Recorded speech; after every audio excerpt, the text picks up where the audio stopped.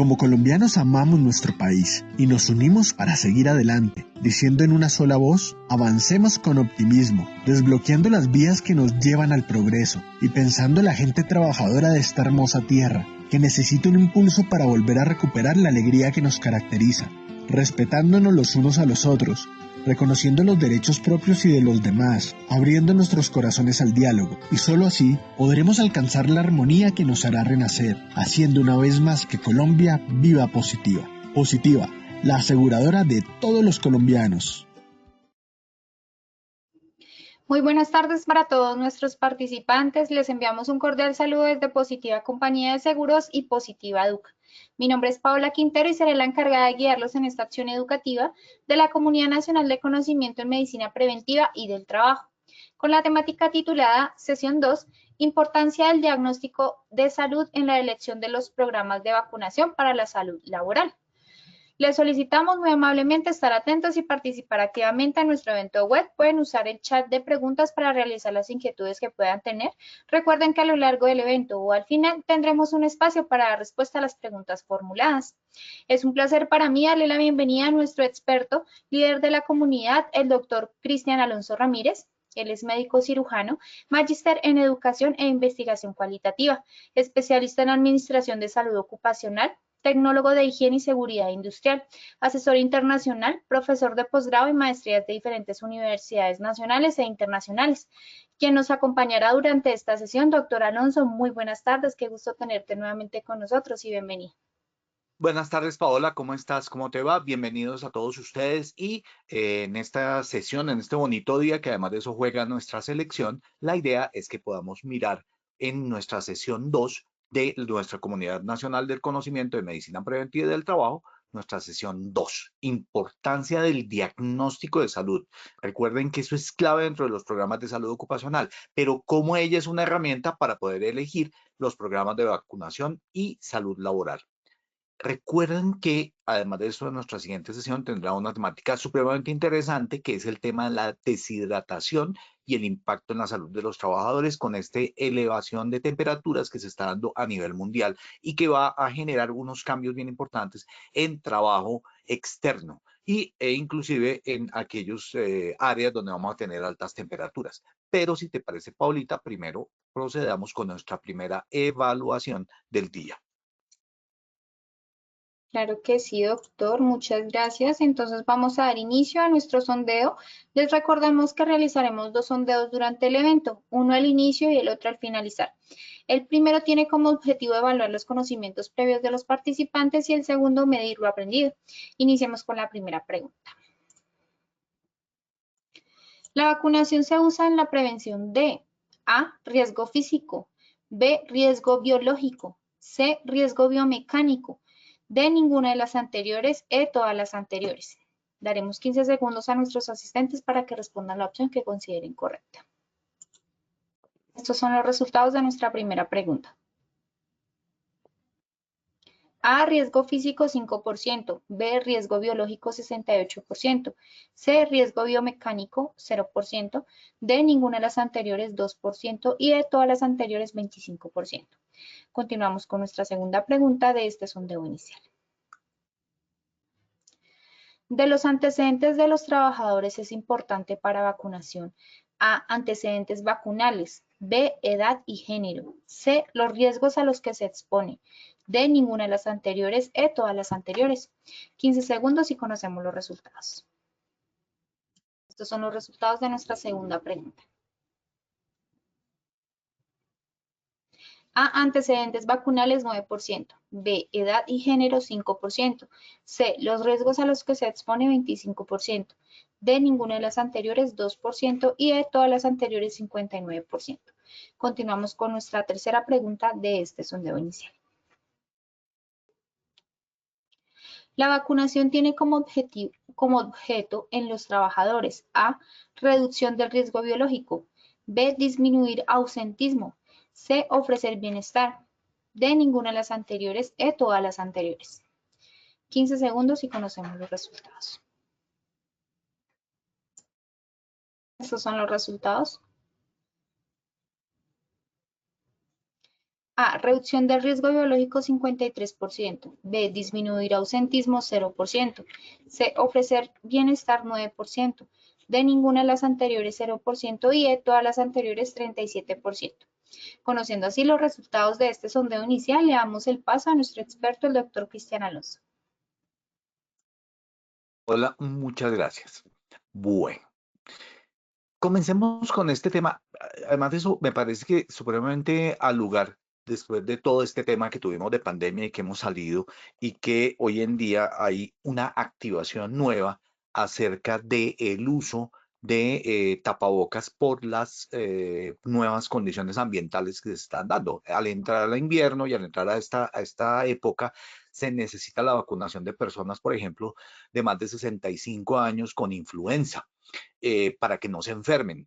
Y en personas inclusive menores se recomiendan otros esquemas vacunales o vacinales, como se les quiera decir, se dice de ambas maneras, por cierto, en estos momentos. Entonces la idea es que este tema de vacunas, digamos que dio mucho y se vio mucho más a la luz con el tema del COVID-19, pero siempre ha sido importante. Romina Lipster es una investigadora adjunta del COSINET, que es la Fundación para Investigación de Infectología Infantil, y que durante la época de la pandemia y de manera posterior y tienen que ver con el tema de la vacunación. Y ella dice lo siguiente: si yo me vacuno, no solamente me estoy protegiendo a mí, sino estoy cuidando a todos. Entonces, cuando tenemos vacunación de una empresa, la empresa es saludable. Se cuidan ellos, se cuida toda la empresa y se cuida la familia. Eso es un poco la lección que tuvimos durante el COVID-19, pero recuerden que se han venido haciendo campañas de vacunación en empresas. Entonces la pregunta es, ¿cuál es la importancia del diagnóstico de condiciones de salud en elegir las vacunas? No podemos vacunar a todo el mundo para todo ni en todo momento. Entonces, ¿cuáles son esos momentos? ¿Cuáles son los datos importantes que tiene que tener en cuenta el programa o el sistema de gestión de seguridad y salud en el trabajo?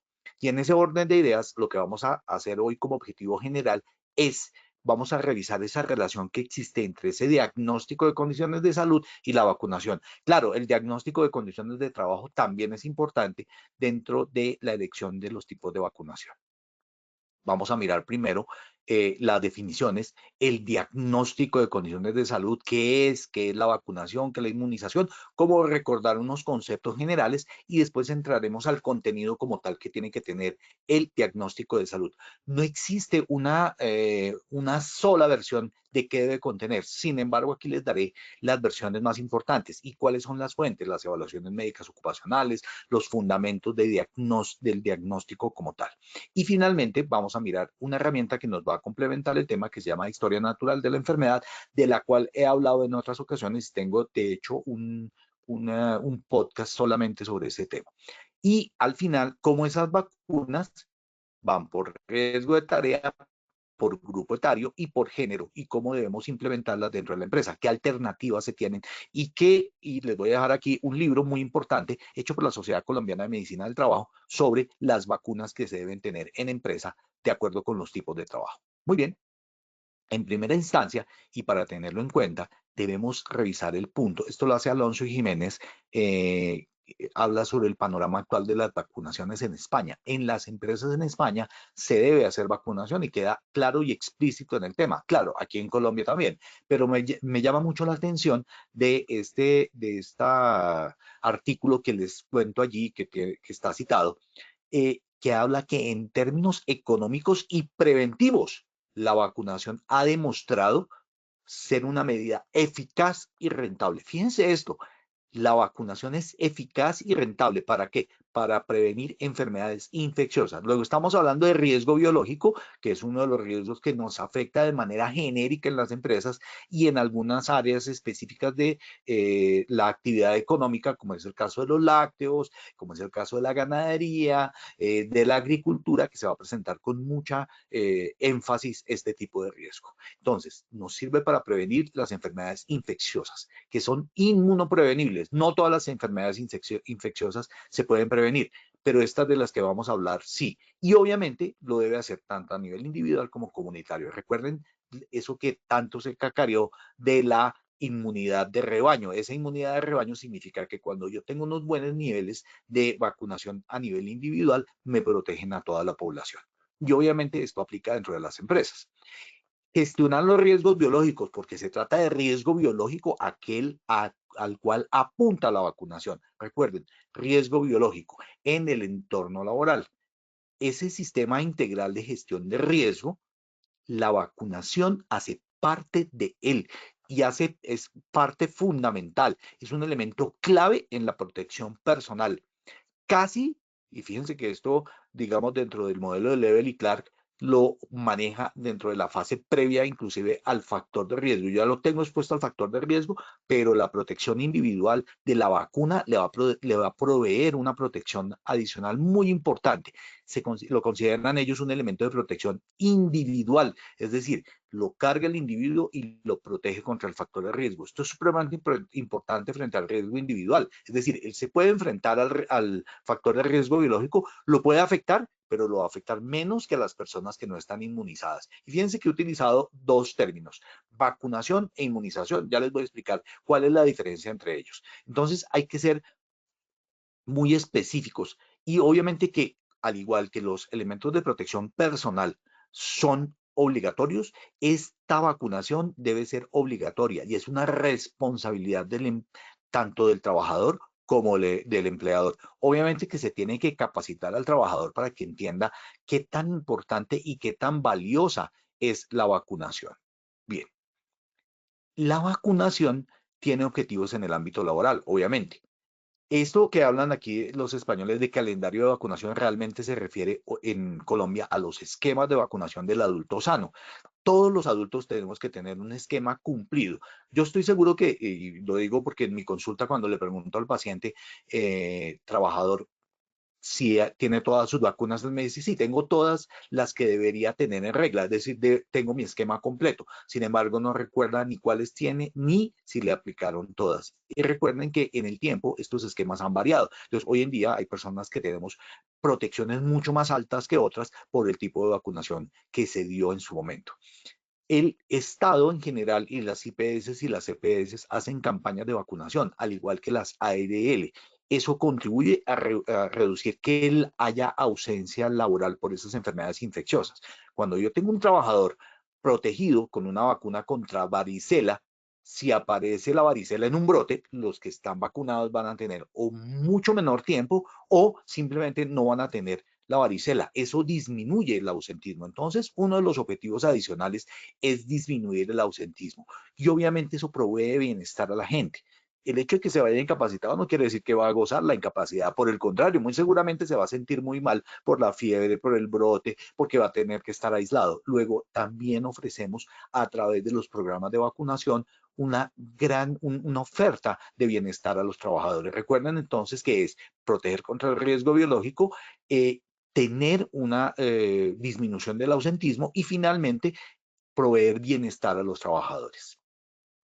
La vacunación de los trabajadores obviamente es una parte fundamental de los programas de promoción y de prevención del agente biológico, de manera tal que el empleador siempre deberá ofrecer a los trabajadores la posibilidad de estas vacunas, informándole sobre las ventajas, pero también sobre los inconvenientes. Esto quiere decir que el personal de salud que esté allí tiene que saber que esas ventajas que le está ofreciendo al trabajador le van a generar también beneficios. Y esos beneficios, ¿de qué magnitud son?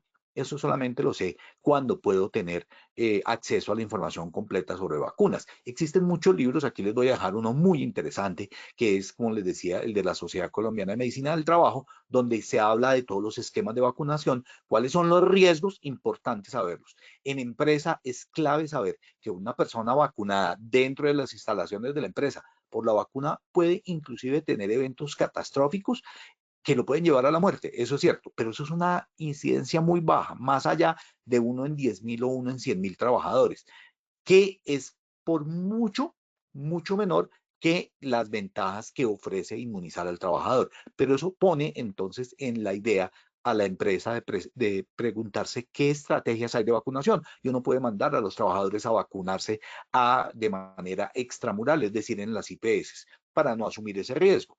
Eso es importante que lo sepamos siempre. Ahora bien, si decido hacerlo en la empresa porque voy a tener la posibilidad de tener la gente menos tiempo por fuera, también debo saber cuáles son esos inconvenientes y qué debo hacer para poderlos acometer en un momento determinado y que las IPS que me ofrezcan este servicio o las AELs que me ofrezcan el servicio sepan cómo manejarlo. Eso es supremamente importante porque yo no voy a decir solamente las ventajas de la vacuna, tienen desventajas. Muy bien. ¿Qué debemos tener en cuenta entonces siempre que vayamos a hacer un esquema vacunal para las personas? Uno, en la evaluación médica ocupacional y en la historia clínica ocupacional, que son y hacen parte del proceso de vacunación, vamos a tener en cuenta que esas personas que van a tener estas historias clínicas ocupacionales, esto hace parte del diagnóstico de condiciones de salud. Y esos antecedentes de las vacunas, no es preguntar por preguntar ni hacer una línea sobre los antecedentes de vacunas, no, es preguntarlo a fondo y verificar. Nosotros tenemos algunas cicatrices, por ejemplo, las que tenemos en los brazos, que nos indican que hemos tenido una vacunación determinada. Claro, les preguntamos sobre COVID-19, siempre lo hacemos, pero eso hay que tenerlo en cuenta clarísimo.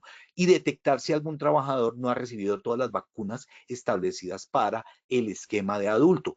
¿Esto por qué? Porque esos pacientes que no tienen las vacunas son vulnerables a estas patologías de manera tal que es probable que ellos, si sufren la patología, la sufran más fuerte y tengan un ausentismo alto. Obviamente que uno le puede decir al trabajador, mire, complete ese esquema, vaya a su IPS o a su EPS o a la que haga las veces, porque no sabemos cómo se va a llamar en el futuro la EPS, pero hay que decirle, mire, vaya a su tratamiento, vaya a que le apliquen sus vacunas, tiene que hacerlo todo. Eso es clave y poner allí, obviamente, en conocimiento al trabajador estos temas. Y establecer, obviamente, las medidas preventivas que no solamente incluyen la vacunación, sino que la vacunación es una de ellas. Es decir, que si yo tengo el trabajador que se puede exponer a un tétanos porque está en región abierta y es zona de tétanos, hay muchas zonas de tétanos en Colombia, pues la idea es cómo vacunarlos y cómo protegerlos. La idea es que la vacunación es solamente una de esas medidas que podemos hacer. Muy bien. La vacunación en el entorno laboral entonces se basa en tres elementos principales. Primero, existe el riesgo biológico. Yo no voy a vacunar a los trabajadores sin necesidad. Si no tienen el riesgo biológico, simplemente no debería aplicar la vacuna. Es decir, si no es zona de tétanos, ¿para qué voy a aplicar la vacuna de tétanos? Tengo que saber que el riesgo biológico existe. Ah, es que estamos en una zona donde hay leishmaniasis. Bueno, la pregunta es, ¿esa zona sí lo tiene? Y si lo tiene, ¿cómo puedo prevenirlo? No solamente a través de la vacunación. Recuerden que hay vacunaciones a las cuales no se tienen acceso porque no existe. Por eso hablamos de inmunoprevenible. Entonces, existe el agente biológico, pero tiene vacuna y la vacuna es asequible. Pasa con lo del anthrax. El anthrax tiene vacuna, pero no se puede aplicar sino en personas de miembros de las Fuerzas Armadas y no existe para la población en general. Entonces, ¿yo qué tengo que hacer? Otras protecciones de riesgo biológico. Tengo que mirar si el trabajador es susceptible a la enfermedad.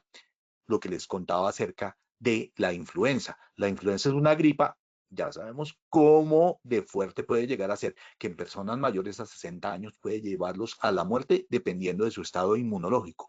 Luego, y por ende, los mayores de 60 en las empresas son susceptibles a la influenza y obviamente todo el resto de la población también. Así que si yo puedo aplicarle una vacuna contra influenza de la temporada, pues,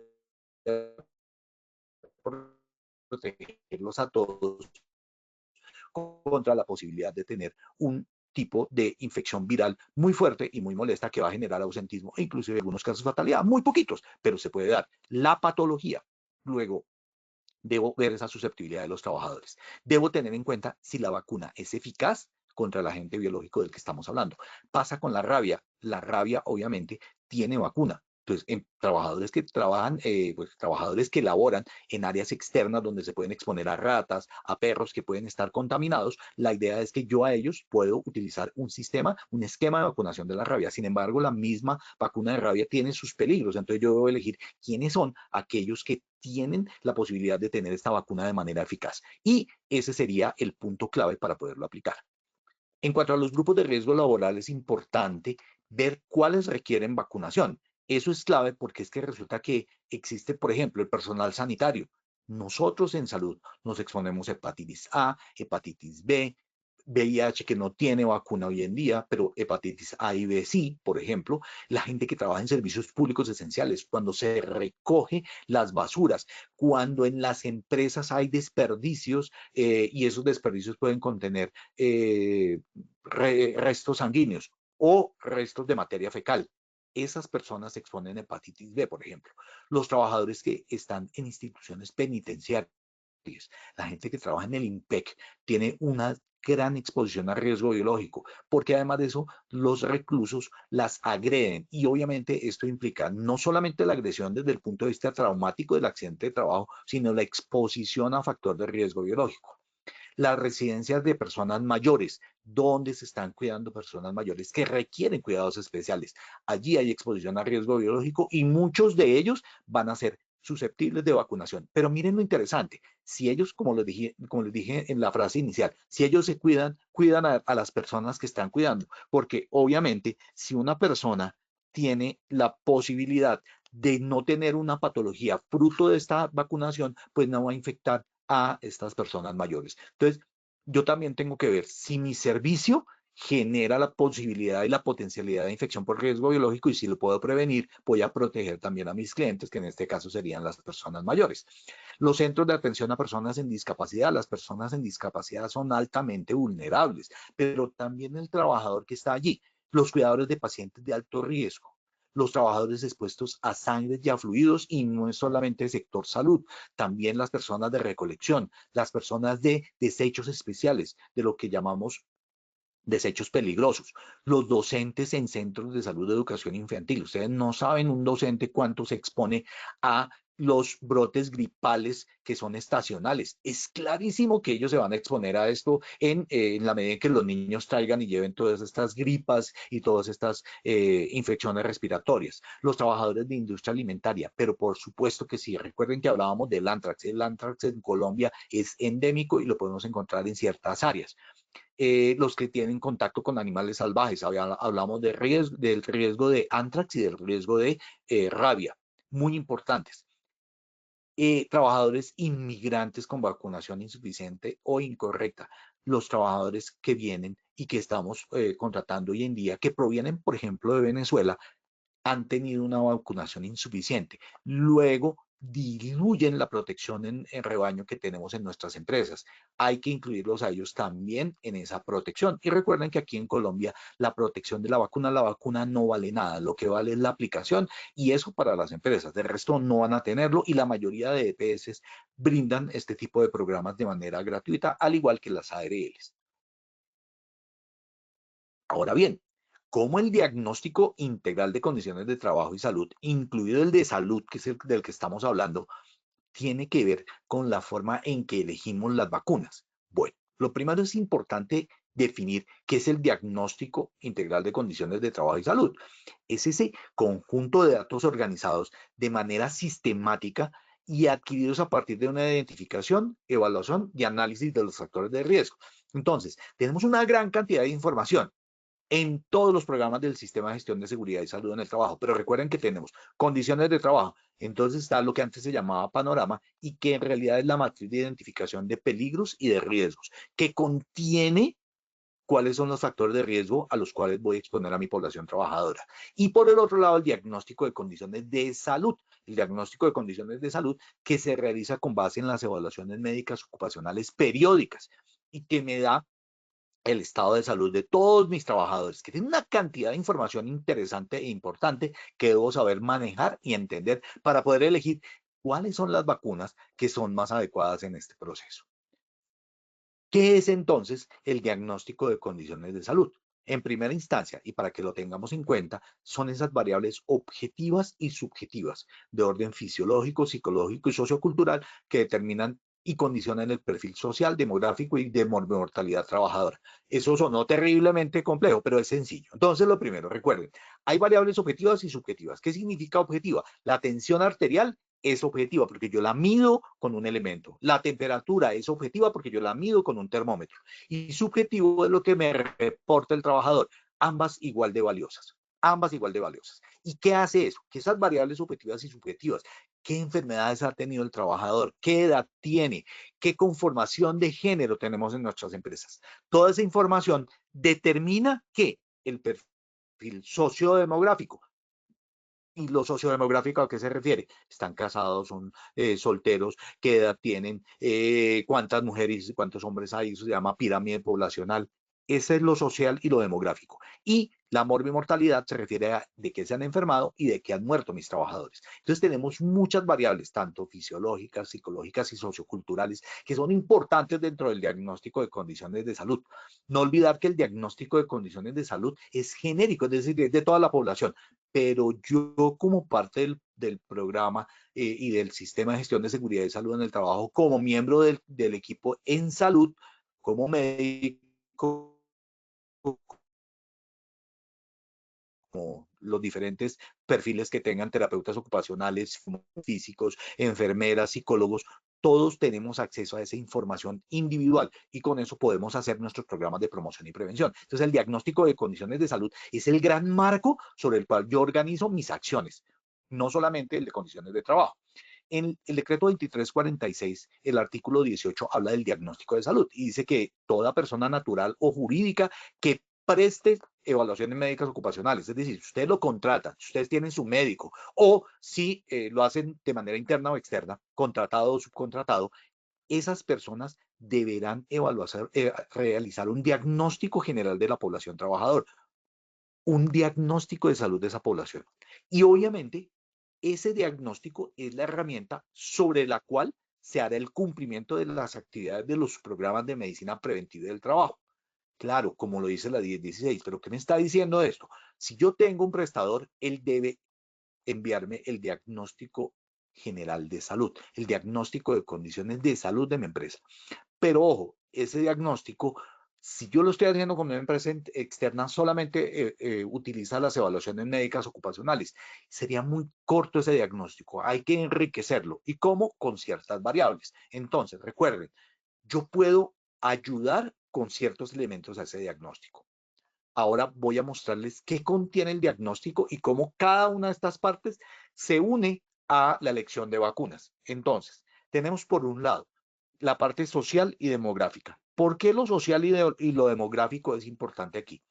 El sexo o género me va a definir, obviamente, cuáles son las vacunas. Y les voy a explicar así de sencillo. Si usted es mujer y está dentro de mi grupo, que está dentro de mis trabajadores y está en época fértil y está en embarazo o en posibilidad de embarazo, ellas tienen que tener un esquema de vacunación específico por estar en embarazo. Y obviamente que los médicos debemos saberlo. Y toda nuestra población que está allí, que en algún momento dado puede llegar a estar en embarazo, yo debo verificar, oiga, ¿me tiene todas las vacunas para el TORCH? Es que miren que una toxoplasmosis puede generar un daño en el niño. Ah, pero es en el niño y no en el trabajador. Sí, y la pregunta es, ¿y esa mamá que tiene un niño con una secuela de toxoplasmosis va a asistir de manera adecuada? Es más, es una persona tan valiosa para mí que yo no la podría dejar perder y fruto de las enfermedades del niño podría estar no asistiendo al trabajo o podría inclusive retirarse. Y la pregunta allí es, ¿yo debo generar esto? Claro, debo saberlo y yo como médico debo hacer el seguimiento de esas mujeres que pueden estar en estado de embarazo o que están en estado de embarazo y debo saber y debo estar claro que le apliquen todo su esquema vacunal. Pero no solamente eso, debo educarla para que entienda cuál es la peligrosidad de no hacerse y no tener completas las vacunas y sobre todo no tener completa la inmunización. En grupos etarios, claro, recuerden que una cosa es un joven de 18 años, otra cosa somos los que estamos entre 18 y 60 años, que tenemos diferentes niveles de esquemas de vacunación y cuando ya se pasa más allá de los 65 años que tienen otros esquemas de vacunación. Entonces, el grupo etario se vuelve aquí supremamente importante. El grupo etario es los grupos por edad. Siempre debemos dividir esas edades. La composición familiar, supremamente clave. Vive con la abuelita, vive con quién vive. El estrato socioeconómico. Claro, entre más bajo el estrato socioeconómico, mayor posibilidad de enfermedades. Los antecedentes de exposición laboral. ¿A qué otras cosas se expuso? ¿Qué trabajos tuvo anteriormente. A veces recibimos los trabajadores, pero no nos damos cuenta de los trabajos que ha tenido anteriormente. Y eso termina siendo un dato que a veces lo llenamos rápidamente, pero que me da mucha información sobre cuáles son los esquemas que debo aplicar. ¿A qué se expone actualmente?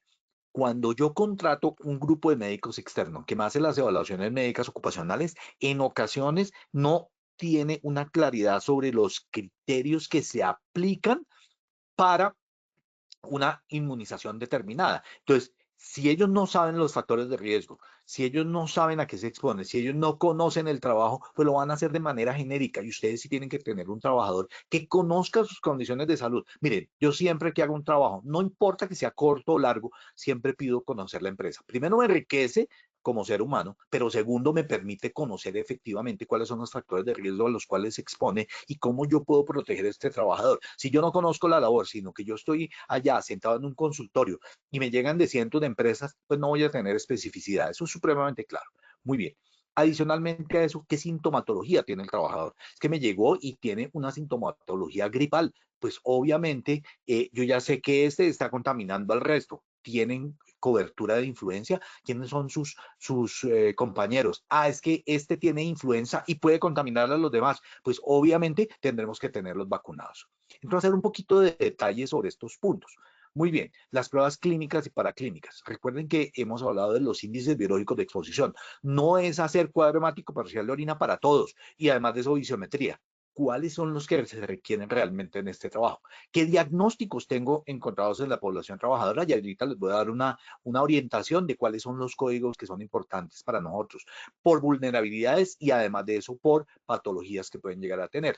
Y finalmente debe hacer un análisis y unas conclusiones. Esto es lo que me dice el 2346 del 2007 sobre qué debe tener el diagnóstico de condiciones de salud.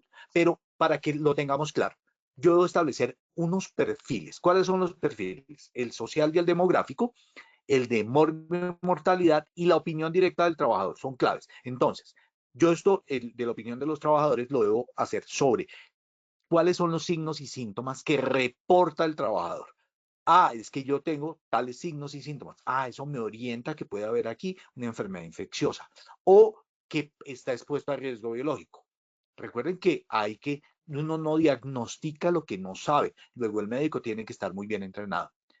¿Qué experiencias cotidianas tiene en su entorno de trabajo? Y él a veces le orienta a uno sobre ciertas exposiciones. Ah, es que mire, aquí hay alacranes. Es que mire, aquí hay exposición a ciertos tipos de bacterias por el tipo de trabajo con el que estamos haciendo. ¿Qué hábitos tiene y cómo influencian su bienestar y su seguridad? Porque perfectamente la persona podría exponerse a factores de riesgo químico, a factores de riesgo físico que pueden agravar la exposición de riesgo biológico. Y eso yo lo tengo que tener claro. ¿Y cómo lo hago? Con el perfil sociodemográfico de mortalidad y a través de la opinión directa de los trabajadores que se utiliza a través de las diferentes encuestas. El perfil sociodemográfico, les había hablado de la edad y del género. Eso me permite saber cuáles son el tipo de vacunas que le voy a dar. En mujeres, todas deberían tener su esquema completo de vacunación para el virus del VPH, por ejemplo, que es el virus del papiloma humano. Hombres y mujeres. Claro, recuerden que también los hombres somos transmisores y una mujer con un cáncer de cervix o un hombre con cáncer de pene van a faltar mucho al trabajo. Luego, la vacunación me va a ayudar a que tengan inmunización. Y en esto, recuerden que en estas patologías hay muchas formas en que las personas se meten cuentos y le escuchan cuentos a la gente. Luego, los médicos y el personal de salud debemos orientar a estas personas sobre el tipo de vacunas que deben tener. Entonces recuerden, edad y género, clave. Estado civil, claro, porque estamos mirando las personas casadas o no que están en unión libre, pues van a tener pareja y si tienen pareja pueden quedar en embarazo. Inclusive si están solteras también pueden quedar en embarazo. Luego yo debo tener en claro cuál es ese estado de ese punto. En lo social y en lo demográfico, la escolaridad, claro, para ver cómo le explico a la gente el tema. Yo debo tener claro que no puedo utilizar palabras excesivamente complejas para explicar estos temas. Y recuerden que hay movimientos antivacunas, hay una cantidad de cosas vía internet que son basura, pero que la gente escucha. Entonces yo debo tener la posibilidad de hablar con la gente y convencerla. La procedencia, claro. Ah, es que esta persona viene, por ejemplo, de Cúcuta o de esas zonas alrededor del norte de Santander, donde pueden tener, por ejemplo, exposición al Chagas. y está teniendo problemas cardíacos. Entonces yo ya sé que allí hubo una exposición a un riesgo biológico. El problema es que el Chagas no tiene vacunación, pero yo sí puedo mirar de dónde proviene y qué puede tener. Ah, es que viene de la costa. Influenza compleja. La posibilidad de exponerse a otros virus que no existen acá. Entonces van a traer y van a hacer diseminación de los mismos. La vivienda, cómo es la nutrición. Recuerden que si yo no tengo una adecuada nutrición, tampoco me puedo defender de forma adecuada. Los ingresos están obviamente correlacionados con esto. ¿Qué actividad física hace? El tabaquismo. Recuerden que he hablado anteriormente del tabaquismo, pero lo refuerzo ahorita. Y la persona que fuma inmoviliza su sistema de defensa mucociliar del pulmón. Es decir, no tiene con qué defenderse. Entonces, el que tiene tabaquismo y tiene cierta edad, pues va a ser más expuesto, por ejemplo, a los virus de las diferentes gripas e influenza estacional. Muy bien, los oficios domésticos, ¿qué hacen? ¿Cómo está el sueño? Recuerden que si uno tiene menor cantidad de sueño o tiene alteraciones del sueño o ronca, puede tener un SAOS y eso disminuye mis defensas frente al riesgo biológico. El cargo y la antigüedad, que claro, está correlacionado con el factor de riesgo. En el perfil sociodemográfico, estas variables obviamente tienen que tener una forma de generarse. Ahí hay un punto clave y es el tema del género. Estamos hablando de género masculino y femenino, pero hoy en día en género hablamos de otros géneros, LGTBI, más. Entonces yo voy a tener clarísimo esos géneros que son, digamos, los no tradicionales, sino que vienen con otros, tienen también riesgos adicionales, ¿no es cierto? Entonces, eso lo debo tener en cuenta como médico. Los grupos etarios, divídanlos por cada 10 años, ¿no es cierto? 18 a 20, que es el primero, no de tener 10 años, pero el siguiente sí, 21 a 30, 31 a 40, cada 10 años. Cada 10 años voy a hacer la división y voy a poder ubicarlos. Y cada uno de ellos tiene un esquema diferente que yo debo saber como médico y poderlo cuadrar, aunque las enfermeras son mucho mejores en el cuento de los esquemas vacunales. Muy bien, en cuanto al estado civil, claro, existen toda esta gama y ya habíamos hablado de la posibilidad. La pirámide poblacional es clave. Yo puedo construir estas pirámides, son muy sencillas, a izquierda va el hombre, a derecha va mujer, y estos son los niveles de cantidad de gente por los diferentes grupos etarios. Esto debe tener su diagnóstico de condiciones de salud y ya les dije la utilidad y cómo se correlaciona con las vacunas. La escolaridad, clave para poder saber qué tanto van a entender y cómo van a manejarlo. Lo mismo que la procedencia y la composición del familiar, que es súper clave. Muy bien. En cuanto a los hábitos, recuerden, tabaquismo, consumo o no, lo mantiene o no lo mantiene. Obviamente que es importante saber si la persona hizo o tuvo tabaquismo. A y ya no lo tiene. Si ya no lo tiene, disminuye el riesgo. Si lo tuvo, claro que también tiene un riesgo aumentado, pero no tanto como el de las personas que lo están haciendo actualmente. La ingesta de licor, el consumo de, ya habíamos hablado de las bebidas alcohólicas, pero recuerden, los consumos por encima de lo permitido por edad, no más de una copa para generarlo. Para hacerlo de manera genérica, 1 a 2 diarias, si ya está consumiendo 1 a 2 diarias, va a disminuir sus defensas y eso va a permitir que tengan la presencia de enfermedades biológicas. La actividad física, defensa de la actividad biológica, defensa del sistema inmunológico. Si yo tengo actividad física, tengo con qué defenderme. Entonces, si usted lo tiene, ya tiene un grupo que es menos vulnerable. Los oficios domésticos, claro, si tienen que ser oficios domésticos, también va a tener mayor cantidad y probabilidad de tener ciertas patologías. El sueño, ya lo habíamos hablado, aumenta el estrés, aumenta la disminución de las defensas y por ende la probabilidad de tener infecciones. El cargo, yo identifico el cargo y ese cargo me va a decir, obviamente si yo estoy dentro de la empresa y sé qué significa ese cargo, si está expuesto a riesgo biológico o no. Y la antigüedad también, porque esos rangos de antigüedad me van a decir qué tanto se ha expuesto y qué tanto va a poder tener la posibilidad de tener estas infecciones.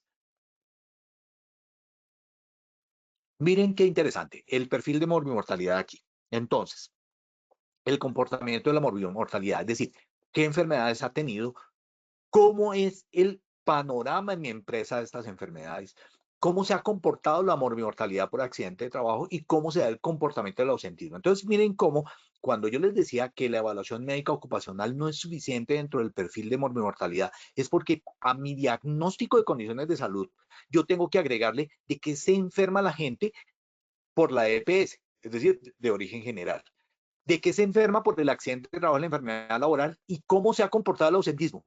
Eso todo unido me da un panorama adecuado del diagnóstico de condiciones de salud.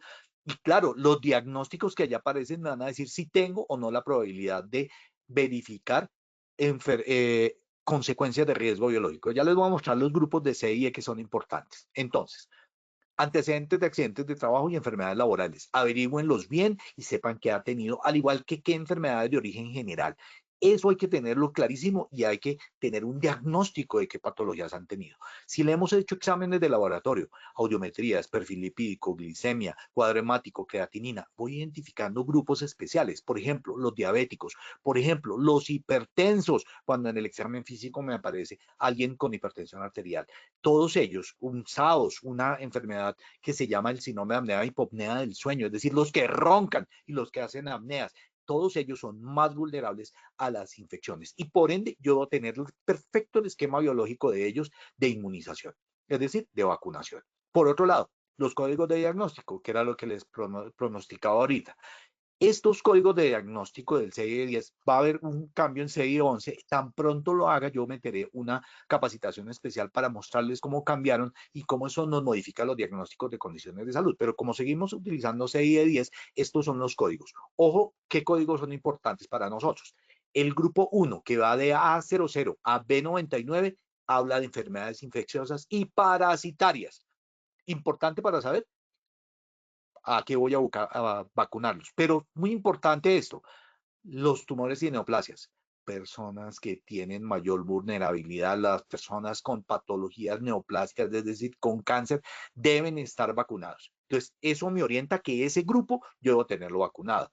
Personas con enfermedades endocrinas, E000 a E90, E39 es diabetes, allí está.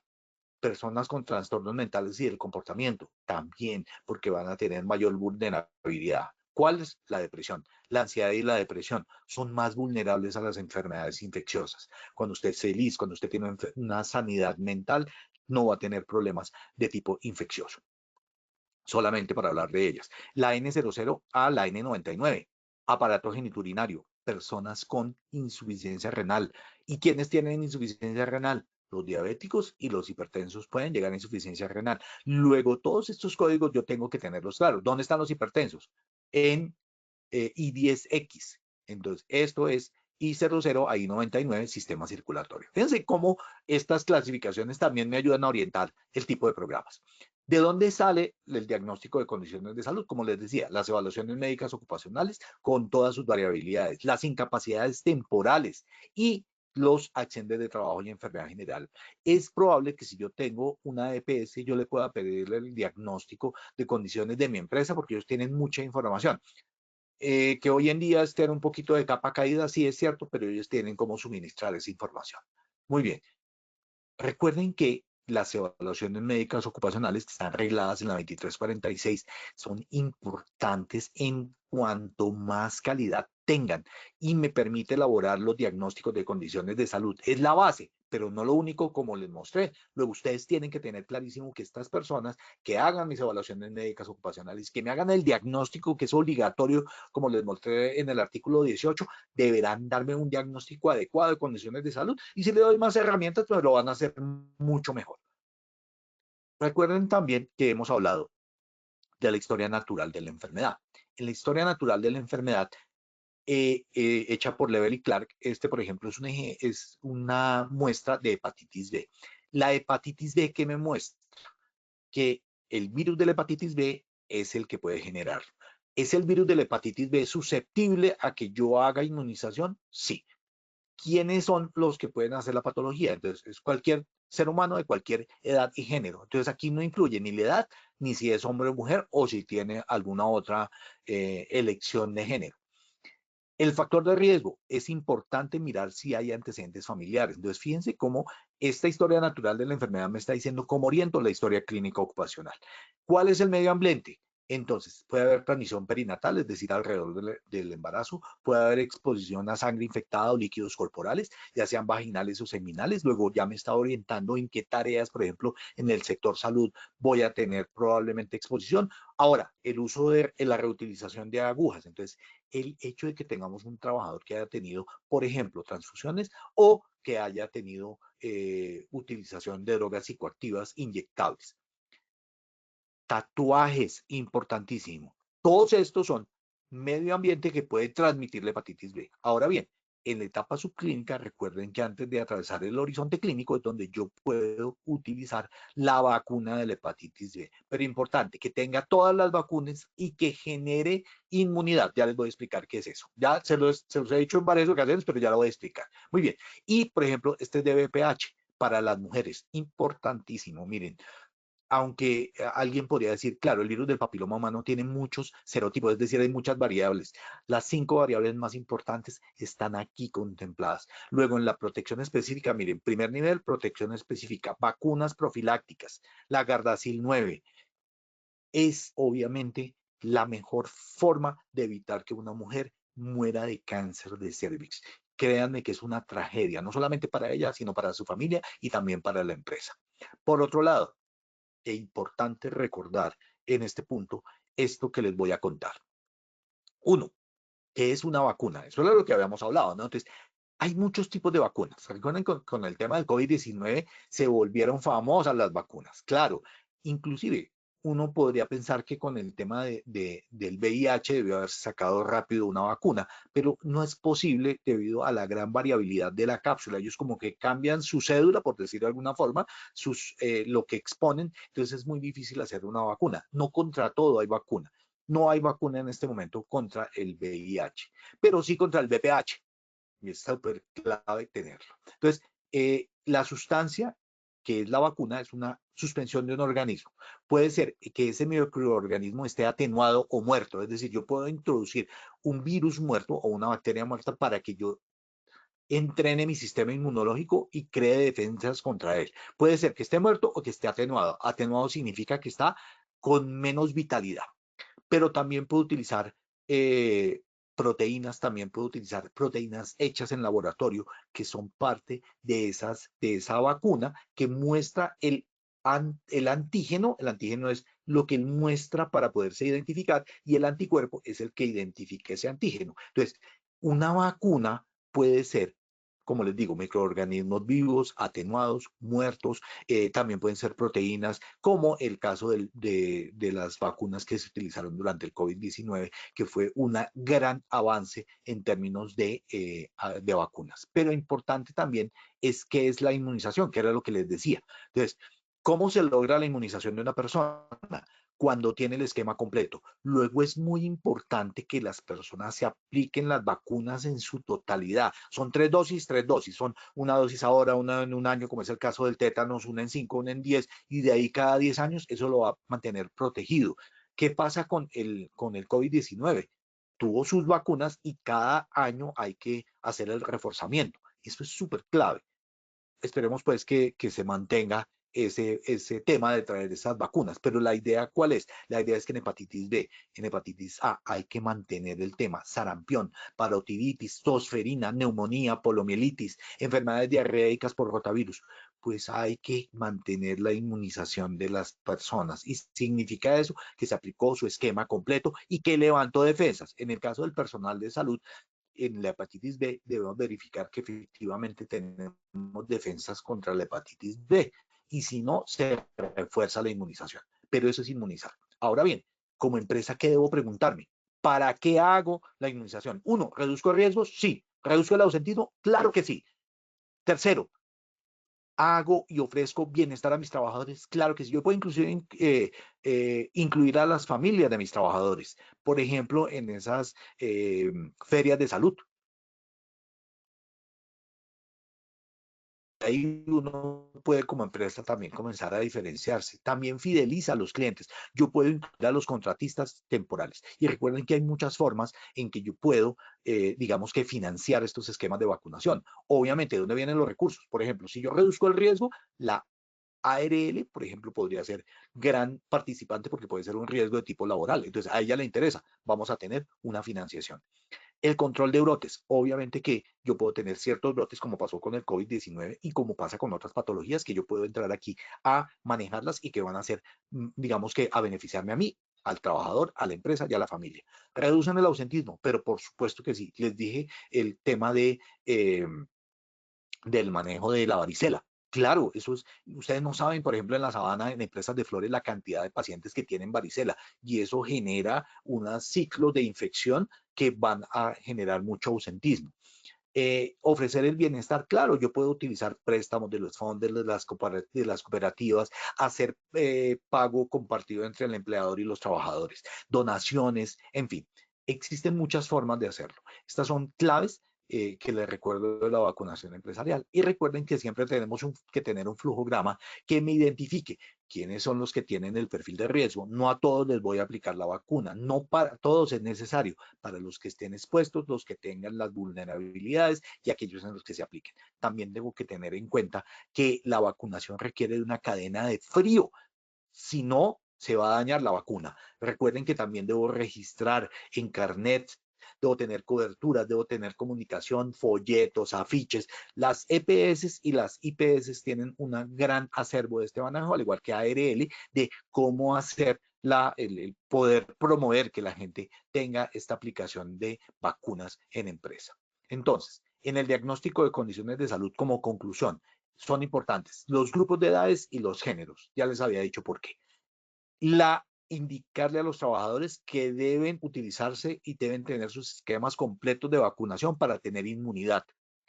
Recuerden que además de eso, las actividades y por ende la exposición son importantes en el diagnóstico de condiciones de salud para poder saber cuáles son las vacunas que voy a dar. Y voy a averiguar cuáles son las vulnerabilidades de mi población.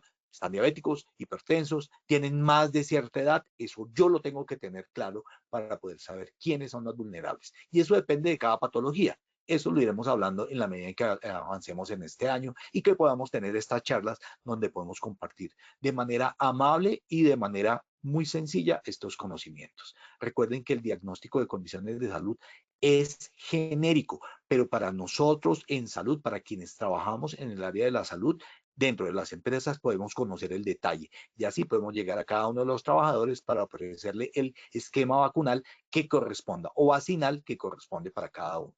Recuerden que si yo tengo una mujer en embarazo, pues tiene que tener el tétano, difteria, tosferina, poliomielitis inactivada, toxoide diftérico, para todo el personal, influenza, varicela, COVID-19, para el personal de salud, hepatitis A, hepatitis B, meningococo, para el trabajador viajero, fiebre amarilla, para el trabajador en área endémica, por ejemplo, fiebre tifoidea y meningococo. Yo debo tener claro cuáles son mis trabajadores y qué esquema vacunal les corresponde. Les dejo una bibliografía amplia con las resoluciones y con 2 libros supremamente claves con link para que puedan acceder a ellos y leerlos. Por ahora, si estás de acuerdo, Paulita, entremos a hacer nuestra evaluación final. Listo, doctor. Sí, señora, así es. Vamos a dar inicio entonces a nuestro sondeo final. Primera pregunta. ¿La vacunación se usa en la prevención de A, riesgos físicos, B, riesgo biológico, C, riesgo biomecánico, D, ninguna de las anteriores, E, todas las anteriores? Daremos 15 segundos para que respondan la opción que consideren correcta. Estos son los resultados. A, riesgo físico 3%, B, riesgo biológico 77%, C, riesgo biomecánico 1%, D, ninguna de las anteriores 0% y E, todas las anteriores 20%. Doctor, esta primera pregunta, ¿cómo nos fue? Nos fue súper bien. Recordemos que al inicio teníamos 135 personas y el doble al finalizar, pero pasamos de 68% de respuesta correcta, que era contra riesgo biológico, a un 77% de respuesta positiva. Muy bien, muchachos. Muy atentos. Continuamos con nuestra segunda pregunta. De los antecedentes de los trabajadores es importante para la vacunación. A, antecedentes vacunales. B, edad y género. C, los riesgos a los que se expone. D, ninguna de las anteriores y E, todas las anteriores. 15 segundos y conocemos los resultados. Estos son los resultados. A, antecedentes vacunales 8%. B, edad y género 2%. C, los riesgos a los que se expone 24%. D, ninguna de las anteriores 0% y de todas las anteriores 66%. Esta segunda pregunta, ¿cómo nos fue, doctor? Muy bien, también pasamos de un 50%, eran todas las anteriores. Recuerden que todos estos datos son importantes para la elección vacinal y pasamos a un 66% de respuesta correcta. Muy bien también. Listo, continuamos con nuestra tercera y última pregunta. La vacunación tiene como objeto en los trabajadores A, reducción del riesgo biológico, B, disminuir ausentismo, C, ofrecer bienestar, D, ninguna de las anteriores y E, todas las anteriores. 15 segundos y conocemos los resultados. Estos son los resultados. A, reducción de riesgo biológico 37%. B, disminuir ausentismo 1%. C, ofrecer bienestar 1%. De ninguna de las anteriores 1% y de todas las anteriores 60%. Esta tercera pregunta, ¿cómo nos fue, doctor? Muchísimo mejor. Pasamos de un 37% de la respuesta correcta, que era la respuesta E, es decir, todas las anteriores, a un 60% de respuesta correcta. Muy bien, muchachos, muchas gracias, Paulita. A ti, muchas gracias. Y no me despido sin antes recordarles que el martes 1 de abril a las 2 de la tarde también estaremos hablando de estrategias contra prevención en adicciones en el lugar de trabajo en el sector salud. Muy importante. Doctor, discúlpame, antes de hacer el cierre tenemos una pregunta. La Claro realiza que Inés Rivera. Dice, pregunto, ¿cada cuánto se debe vacunar contra la fiebre amarilla, la influenza y tétanos? ¿Desde cuándo hasta cuánto en edad, sea hombre o sea mujer? Bueno, mira, primero, es una pregunta amplísima porque además de eso es todo un esquema por edades. Pero te doy un ejemplo, en tétanos. Si yo tuve la exposición a tétanos, yo me coloco la vacuna hoy. Debo aplicarme una vacuna en un año, luego repetirla a los 10 años y luego cada 10 años. Igual sucede con fiebre amarilla. Cuando me expongo y durante 5 años voy a estar protegido, pero si regreso a zona endémica, debo volver a aplicarme la de fiebre amarilla e influenza todos los años. Específicamente después de los 60 años, todos deberíamos estar vacunados, los que tengan esa edad, cada año contra el brote porque cambian los tipos de influenza. Ay, creo que ahí fueron todas las que me preguntó. Hay más preguntas, pero digamos que con estas quedamos ok. ¿Sí? ¿Listo, Tengo Paulita? esta última. ¿Qué pasa cuando Ok. una bebé le colocan una vacuna de los 5 meses y se llena de alergia? Ok, miren, hay un tema y es lo siguiente. Hubo un artículo que salió hace muchísimos años y que está demostrado que fue una falacia y que apareció en el New England Journal. Era sobre la posibilidad de que las vacunas generaran, por ejemplo, autismo. Eso es una mentira y es una falacia total. ¿Pueden generar alergia? Sí, claro, pero alergia contra esa vacuna, no generarlo contra todo. Si tu bebé tuvo alergia, significa que ella tiene lo que se llama un trasfondo alérgico. Entonces hay que llevarla al alergólogo porque el alergólogo puede desensibilizar. ¿Eso qué quiere decir? Que ella tiene un sistema inmunológico muy activo que responde contra muchas otras cosas. El gran problema de las alergias es que tú haces una alergia ahora y luego contra otra cosa y luego contra otra cosa y eso se escala. Luego hay que hacer esquemas de desensibilización que los hacen hoy en día los alergólogos. Aquí Fundación Santa Fe y otras instituciones están trabajando mucho en esos temas. Entonces, mi recomendación ahí es, obviamente, que cuando a una bebé se le coloca la vacuna, puede ser que lo que esté desenmascarando un cuadro alérgico que no lo tiene en este momento, pero que sí lo va a desencadenar en el futuro y que proviene de una sensibilización que ya tiene. Ok, vamos a dar respuesta a esta última ya por temas de tiempo. Doctor, ¿qué pasa con Sí. la fiebre amarilla si se tiene una dosis única? Bueno, la verdad es que eso tiene un tiempo y después muy seguramente lo que va a pasar es que puede tenerla perfectamente, puede volverlo a tener. Recuerden que estos esquemas hay que inmunizar, no vacunar, inmunizar. Si ustedes se llevan eso en su mente de la inmunización, vamos a tener un gran avance. Es decir, yo debo aplicarme los esquemas completos y si es necesario, cuando se repitan las infecciones, o cuando más bien, cuando repita la exposición, debo tener vacunación nuevamente, dependiendo del tiempo. O sea que si me dice 5 años, a los 5 años repito, sin duda, si vuelvo a ir a la misma zona de endémica de posibilidad de infección. Listo, doctor Alonso. Pues muchas gracias por compartir con nosotros esta valiosa sesión. Nos veremos en otras oportunidades. Así será, Paulita. Para todos ustedes, un gran abrazo y que ojalá Colombia gane hoy. Que así sea. Chao. Recuerden que Positiva Educa realiza acciones educativas virtuales de 1 hora de martes a viernes. Estas no tienen costo y son certificadas para afiliados, así que no dejes pasar la oportunidad de aprender con nosotros. De antemano, muchas gracias por su participación y acompañamiento. Les recordamos que pueden acceder a estas y muchas otras acciones educativas a través del Centro Virtual de Enseñanza y Aprendizaje Posipedia, www.posipedia.com.co, donde encontrarán todas nuestras comunidades de conocimiento y más información sobre nuestro Plan Nacional Multimodal de Educación en Seguridad y Salud en el Trabajo. También los invitamos a descubrir más sobre nuestras acciones educativas en www.posipediatalleresweb.com o siguiéndonos a través de nuestro canal de WhatsApp Positiva Educa. Pueden hacerlo escaneando el código QR que aparece en pantalla o copiando el enlace desde su celular. El certificado de este evento web estará disponible para nuestros afiliados entre 1 y 8 días hábiles después de concluir la acción educativa y podrán acceder a él a través de nuestro portal Posipedia en la sección Educativa. Finalizamos nuestro espacio educativo dejándolos con el siguiente video. Que tengan un excelente día.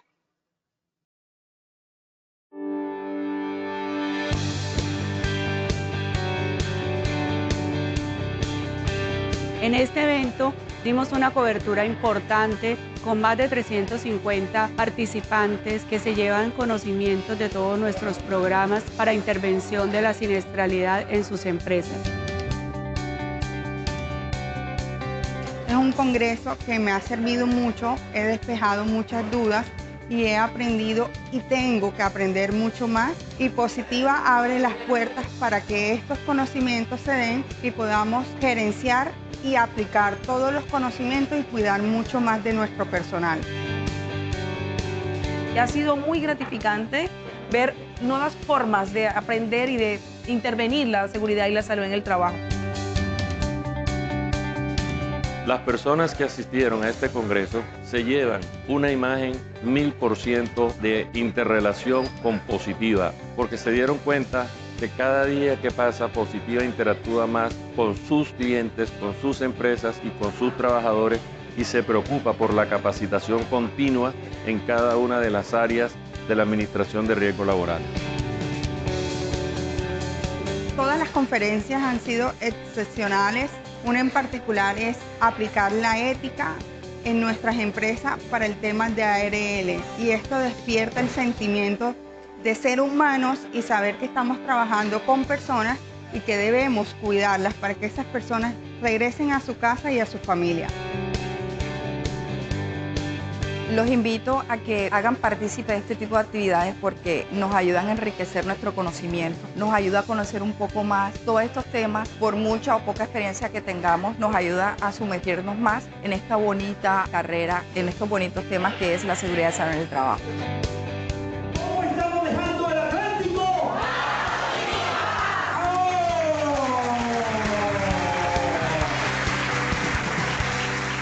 Colombia, potencia de la vida.